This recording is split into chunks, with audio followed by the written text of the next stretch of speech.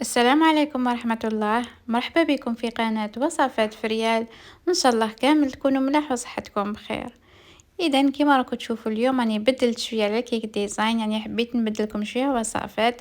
درتلكم هاد الوصفة تاع لاتاي كيفاش يجيكم هكا ويجي بزاف بنين، وزدت لكم معاه وصفة تاع بسبوسة تجي خفيفة وبزاف بنينة وتجي مشربة، يعني حاجة بسيطة ما فيهاش بزاف تخلاط.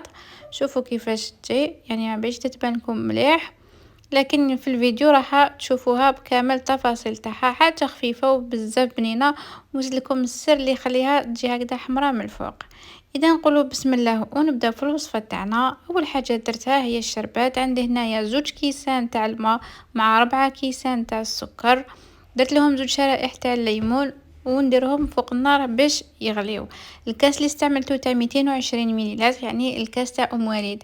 نحطهم هكذايا فوق النار حتى يغليو. فوالا بهذا الشكل، يعني يغليو دقيقة برك ولا زوج وطفيو عليه، ماشي حتى يعقد لكم ويولي لكم كي العسيلة. هكذايا هنا نزيدوا له مغرف كبيرة تاع مزهر، يعني هذه اختياريه، انا نحب المزهر ونحب ريحته. عبيها راح نزيدو، اللي ما يحبوش يقدر يستغنى عليه. فوالا من بعد نخلو هكذايا الشربات تاعنا تبرد ونروحو نوجدو البسبوسه تاعنا. بالنسبه لمقادير البسبوسه، عندي هنايا 4 حبات بيض يكونوا بدرجه حراره الغرفه، عندي مبشور تاع نص حبه ليمون وقرصه تاع الملح. عندي هنايا عصير تاع نص حبه ليمون تاني، ومغرف صغيره تاع عفوا مغرف كبيره تاع المزهر اختياريه، تقدروا تستغناو عليها بالنسبه اللي ما يحبوش المزهر.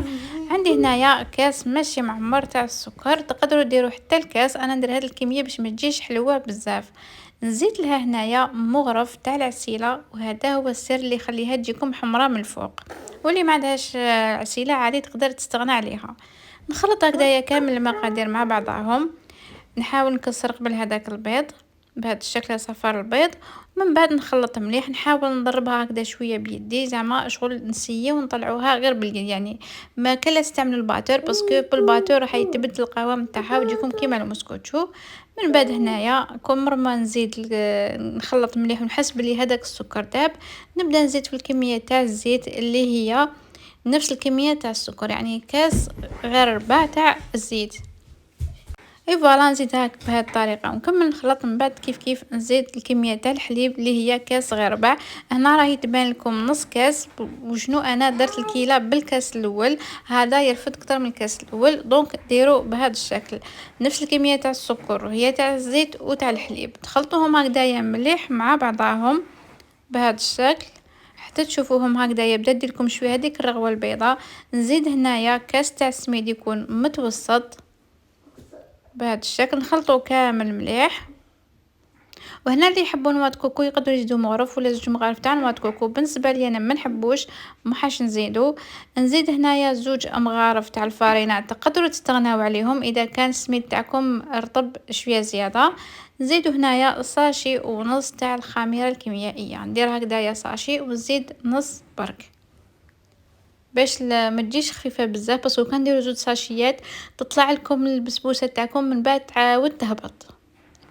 نخلط هكذا كامل المقادير مع بعضهم بهذا الشكل، نحاول نضربهم شويه بيدي باش يتخلطوا كامل مليح. وبالنسبه للكميه تاع السميد راح نزيدو الباقي غير بشويه، راح نزيدو نص كاس، يعني بالنسبه للسميد درت لي كاس ونص تاع السميد يكون متوسط بهذا الشكل.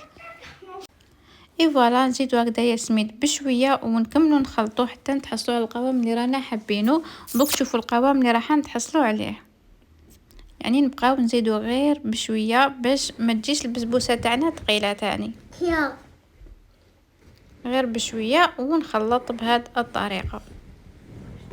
فوالا هذا هو القوام اللي راح نتحصلوا عليه، يعني تجي شويه جاريه ما تجيش عاقده بزاف باش تجي خفيفه لداخل وتتشرب كامل الكميه تاع السيرو اللي درناها. اي فوالا بهذا الشكل.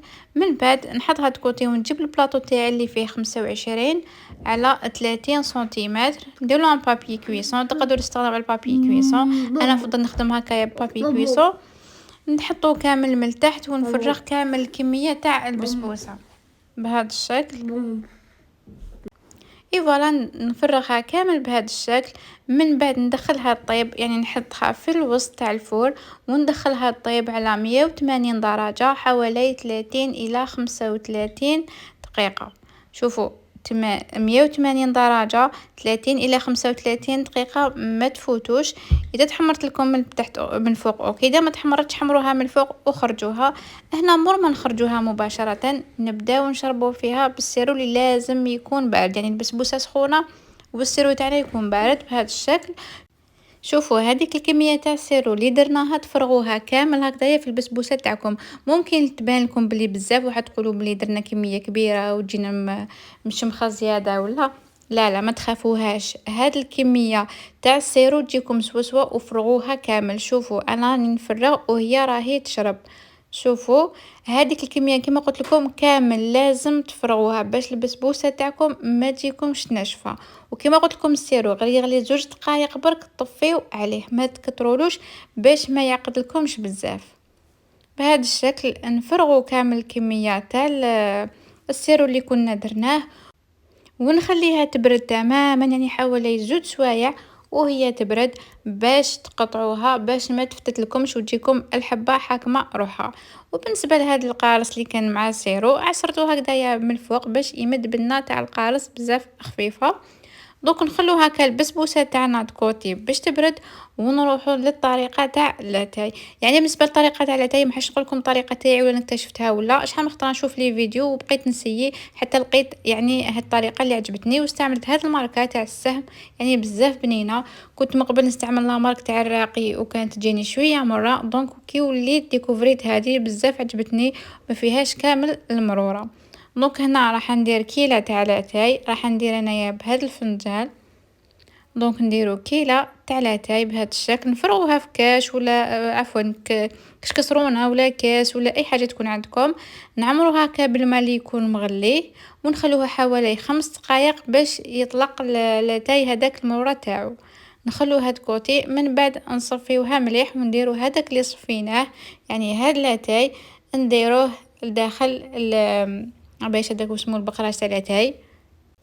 فوالا نحطو كامل هذيك الكميه لداخل. بالنسبه كما قلت لكم الاول صفيناه، يعني هذاك الماء اللي درناه مع الاول صفيناه رميناه ودوكا راح نديرو الماء جديد.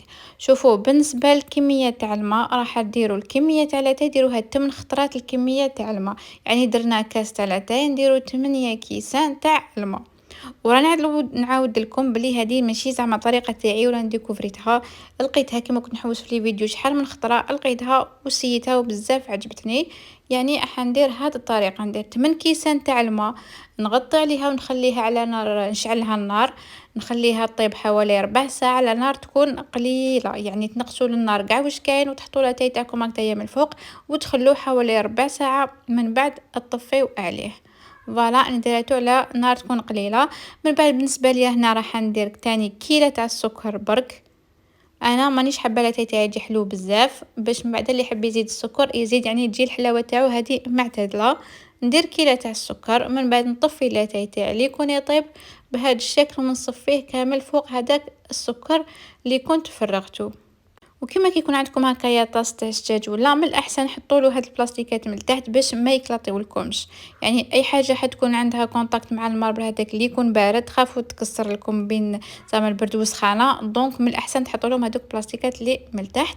اي فوالا نفرغ كامل الكميه تاع لاتاي تاعي فوق السكر بهذا الشكل، يعني لازم تصفيوه. من بعد هذاك اللي كان داخل البقراج هذا نحيه كامل ونرميه وما نخليش لداخل باسكو يعاود يطلق المروره.